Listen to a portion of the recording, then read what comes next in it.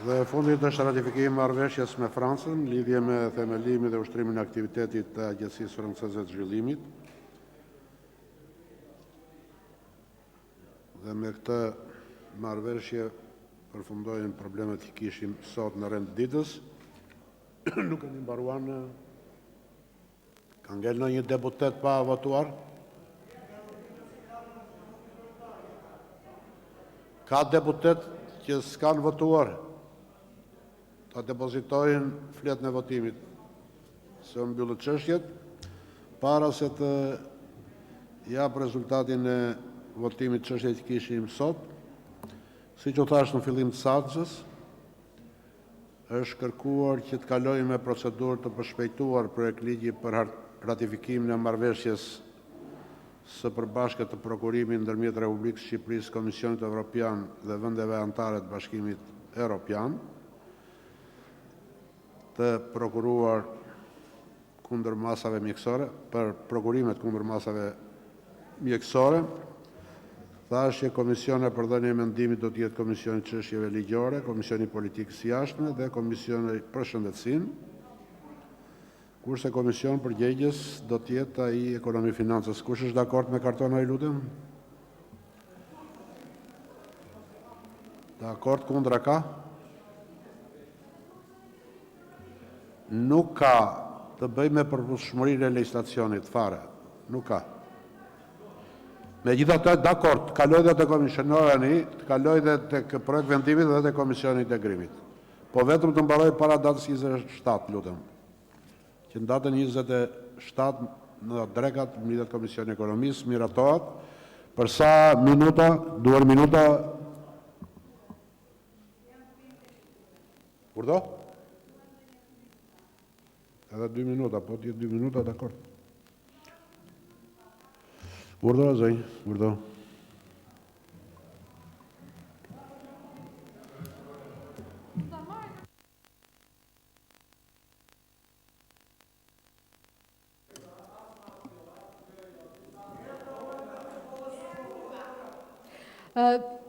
Spari dua të rriq vëmendjen kryetarit të grupit Partisë Socialiste që pak më përpara përdori një gjuhë tepër seksiste, edhe t'i kujtoj zotit Balla që ka gra që ka më shumë burrëri se sa burrat në këto kuvende dhe jashtë kuvendit.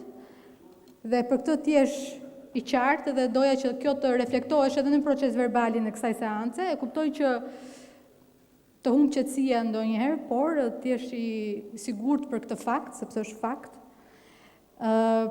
E dyta, duhet të tërheq vëmendje për atë që thatë për zotin Ali Madhi. Kjo nuk është e vërtetë, unë me zotin Ali Madhi bashkë me kolegët të tjerë flas pothuajse çdo ditë dhe kemi folur madje edhe në telefon edhe kemi pyetur për gjendjen e tij shëndetësore. E treta, zoti Balla duhet të tërheq vëmendjen edhe për atë që informove publikun shqiptar në lidhje me aktin e derogimit, edhe të kujtoj këtu se vendet e vetme që e kanë bërë këtë akt derogimi ka qenë Armenia, Gjorgjia dhe Moldavia. Tani, në këto gjendje që jemi sot. Kështu që nuk është një akt derogimi që është për të krenuar në këto kohë. Dhe fakti që unë e kritikova ishte për fakti se kishte zero transparencë në lidhje me këtë hap që bëri qeveria shqiptare, pa i dhënë shpjegim qytetarëve shqiptarë pse po e bën këtë gjë. Zero transparencë. Dhe ky është problemi i gjithë situatës në këtë një muaj e gjysmë që po bëni zero transparencë në lidhje me vendimet arbitrare që merrni çdo ditë në lidhje me përballimin e krizës. Dhe fundit, me që kemi edhe zonjën Balluku këtu, ministren e energjisë, për riadesimin. Më falni zonja Balluku, të lutem, dua një shpjegim prej jush. Cila është arsyeja që sot ata që po riadesohen futen nëpër hotele pas një lloj mase? Dhe ku e dini ju që ata persona nuk mund të krijojnë një vadër tjetër duke qenë pas një lloj mase në ato hotele? Ata janë duke u futur në një dhomë. Pse nuk testohen individ pas individi dhe ata që janë të infektuar të mbahen në karantinë, kurse ata që s'kan asnjë lloj infektimi të shkojnë në shtëpi. Kështu që nuk ka një lloj logjike në këto që po bëjmë. Dhe zoti Balla, po ta them edhe një herë, nuk ka logjik që ne ta shtyjmë këtë gjendje sot me 2 muaj kur ty kushtetuta të thotë me 30 ditë. Nuk ka logjik. Prandaj unë thash, nuk jam kundër shtyrjes, po hajde më jep një arsyetim. Hajde më jep një logjik këtu edhe më thuaj 1, 2, 3 janë arsyet. Këto janë arsyet. mjekësore, shkencore, çfarë duhet epidemiologjike, mi thuaj të gjitha arsyet. Mos më hajde këtu mua, më thuaj dhe më jep lavda, se nuk ka nevojë fare të merrem me këtë parti socialiste që kërkon të bëhet madhëria edhe të na japi gjithë atë dëshirë e madhe që ka për madhështinë edhe mëshirimi që ka për shqiptarët në këto kohë të vështira. Nuk duam fare as lëmosha, as absolutisht as gjë tjetër. Duam thjesht shpjegime, me arsye, argumentime mbi vendimet që merrni, se nuk keni dhënë absolutisht asnjë. Zero. Zonja Balloku për dhënë përgjigje.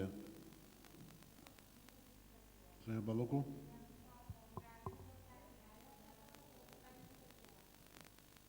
Më të flisin në vëndi, zonjë. Flisin në vëndi këtu, flisin në vëndi këtu.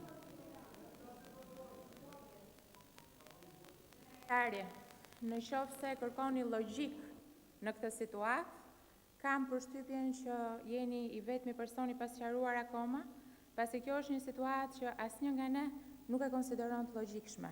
Por të gjitha vendimet që kemi marrë, nuk i kemi marrë se ka qenë vendimi imi, i kryeministrit apo i grupit parlamentar, janë vendimet marra nga task forca dhe nga specialistët. Nëse ju mendoni që keni ekspertizë më të madhe në fushë, atëherë duhet flisni me ta.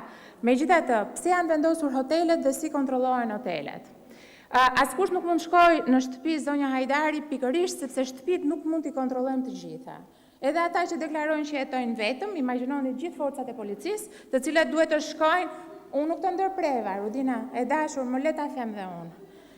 Edhe unë po të përgjigjem, atëre, nëse ne do shkonim shtëpi më shtëpi, të verifikonim nëse ata me të vërtet jetojnë vetëm, apo këto shtëpi janë të pa frekuentuara nga njerëz tjerë, do të ishte e pamundur, sepse ky do ishte një shërbim i kostumizuar. Në momentet ku ndodhemi, asnjë nga ne nuk ka mundësi që t'i përshtatet çdo lloj rasti. Hotelet nuk janë më hotele. Hotele kanë qenë deri para ca kohësh, derisa zoti Klosi i mori dhe u ul me ta dhe bëri një marrëveshje për t'i kthyer në struktura karantinuese. Janë struktura karantinuese, 132 personat kur zbresin nga autobusi, shoqërohen nga policia e shtetit, nga Rinasi deri në derë të hotelit dhe aty është ushtria që i merr përsipër ruajtjen e hoteleve. Ju siguroj që të gjitha kamerat e hoteleve kontrollohen nga policia e shtetit dhe të gjithë të karantinuarit brenda në dhoma nuk dalin jashtë për 14 ditë. Në këto 14 ditë qëndrojnë të mbyllur në dhomë, jashtë çdo dhome ndodhet një karrige apo një komodin ku lihen çarçafët e pastër, mjetet e tjera të pastrimit dhomës që bëhen nga veti karantinuari dhe ushqimi sipas vakteve. Kur kanë kërkesa, lajmërojnë në recepcion dhe ne i plotësojmë kërkesa për gjithçka nevoja personale që ata kanë. Pra kjo është mënyra më e mirë e karantinimit që ne sot mund të ofrojmë, pikërisht në respekt të gjithë sakrificës që ka bërë ky popull për 7 javë të tëra. Kjo është përgjigjja nëse ke diçka tjetër, Rudina, më thuaj. Jo, të lutem se s'është pazartësi. Zoti Balla i fundit.